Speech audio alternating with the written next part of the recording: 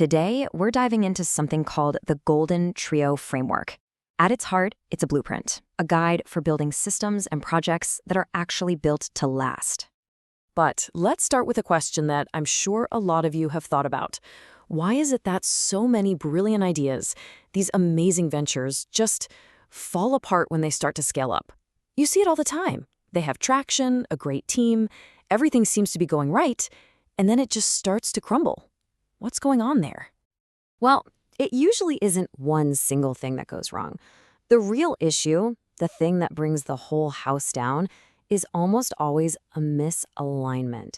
The people involved, the core purpose of the venture, and the processes they use, they all start to drift away from each other. And that drift creates these tiny cracks in the foundation that eventually grow into massive problems. So what if you could prevent those cracks from ever forming? Imagine having an actual architectural blueprint, not just for your product or your service, but for the entire venture, a way to literally design its DNA right from the get-go. Well, that's exactly the idea behind the GoldenTrio Framework. And, this framework didn't just pop into existence fully formed. It went through a really interesting evolution. It started out back in 2024 as this pretty flexible idea about aligning people and values. But by late 2025, there was a huge breakthrough when its creators realized there was a universal pattern at play. That's when it got formalized into the solid core specification it is today. And that's the key takeaway here. It went from being just a useful, customizable tool to becoming a codified, universal architecture. The creators realized they hadn't just built a new model, they'd actually uncovered a fundamental pattern that you can find in almost any successful system out there, whether you're talking about technology, agriculture, or even a nonprofit. At the very heart of this universal pattern is this, a 3 by 3 by 3 matrix. I know, it looks incredibly simple, maybe even a little mysterious. But this right here, this is that core DNA we've been talking about. So what on earth does it mean? Let's break it down. The whole 3 by 3 by 3 structure is really about 3 fundamental layers, or maybe a better way to think about it is 3 core questions. First, the stakeholders, that's the who is involved.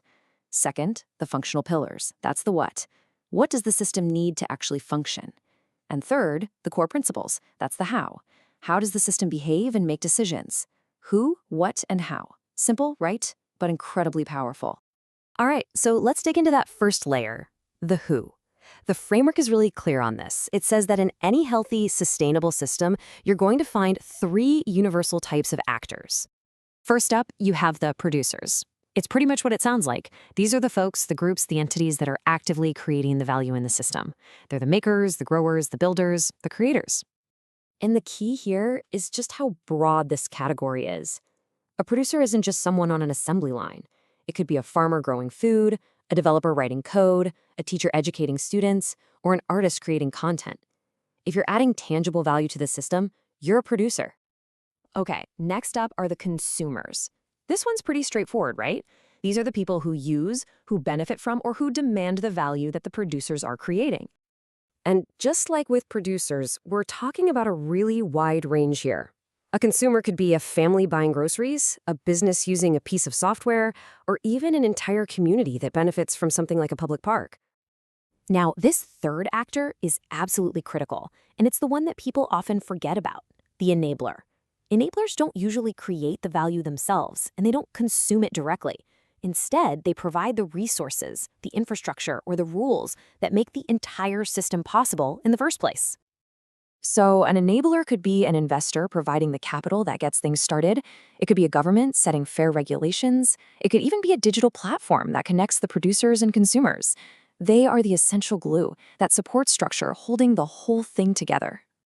Okay, so we've got our who, our producers, consumers, and enablers.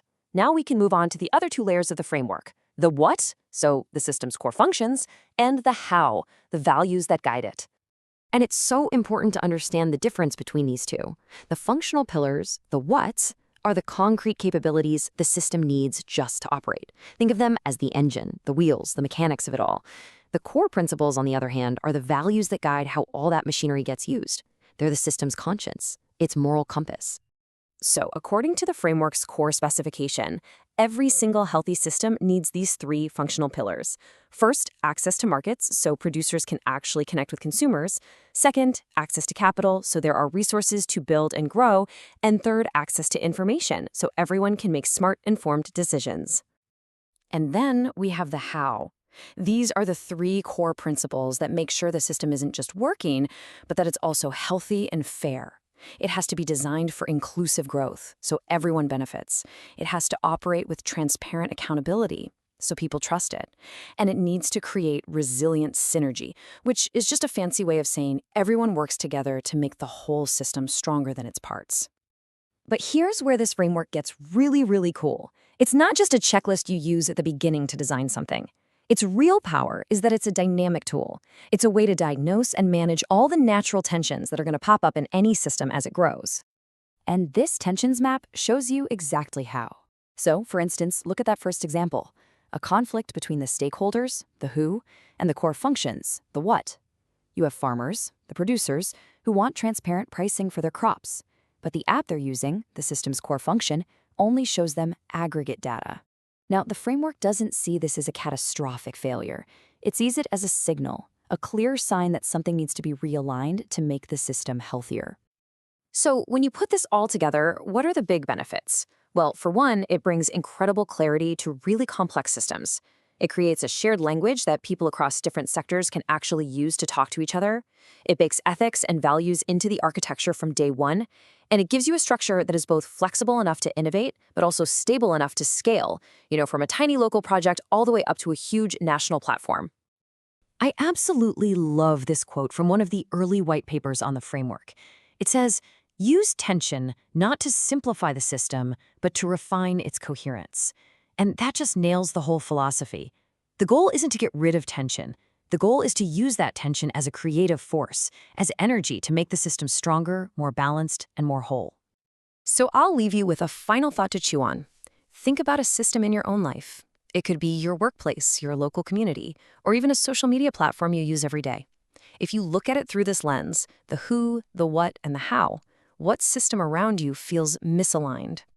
And that's our deep dive into the GoldenTrio Framework, which is the intellectual property of Gabriel Jeremy J. Lim. Thanks so much for tuning in.